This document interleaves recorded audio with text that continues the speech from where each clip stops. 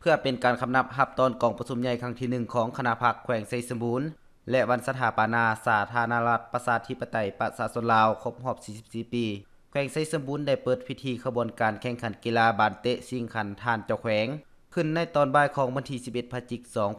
2019 นี้ที่สนามกีฬาแขวงไชยสมบูรณ์โดยเป็นเกียรติเข้าร่วมเปิดพิธีของทานแดงปทุมทองรองเจ้าแขวงแขวงไชยสมบูรณ์มีบรรดาคณะประจำพรรคแขวงกรรมการพรรคแขวงแผนกการองค์การกรมกองอ้อมข้างแขวงคณะรับผิดชอบจัดการแข่งขันอนุกรรมการและนักกีฬาตลอดฮอดน้องน้อยนักเรียนเข้าร่วมในครั้งนี้ในพิธีทานยงยีลีเยวือหัวหน้าแผนกศึกษาธิการและกีฬาแขวงไชยสมบูรณ์คณะรับผิดชอบชี้นำการจัดงานแข่งขันกีฬาได้ขึ้นผ่านแผนการแข่งขันกีฬาบานเตะชิงขันเจ้าแขวงในครั้งนี้ก็เพื่อเป็นการคัดเลือกเอานักกีฬาที่มีพรสวรรค์ดีเด่นและมีความสามารถที่เป็นตัวแทนของแขวงเข้าร่วมการแข่งขัน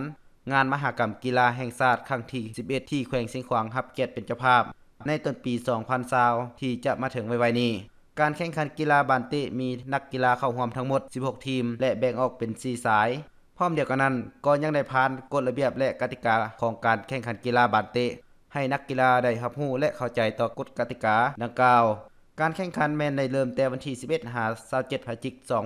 2019 จึงจะสำเร็จในโอกาสเดียวกันนี้ท่านแดงปทุมทองรองเจ้าแขวงไชยสมบูรณ์ยังมีคำเห็นโอโลมและเน้นหนักให้กรรมการตัดสินทุกสหายจงเฮ็ดหน้าที่ของตนให้ดีที่สุดเพื่อให้บรรลุตามจุดประสงค์ที่วางไว้พร้อมเดียวกันนี้ท่านยังได้เรียกร้องมายังคณะกรรมการตัดสินทุกภาคส่วนจงยึดมั่นในกฎระเบียบและกติกาของการแข่งขัน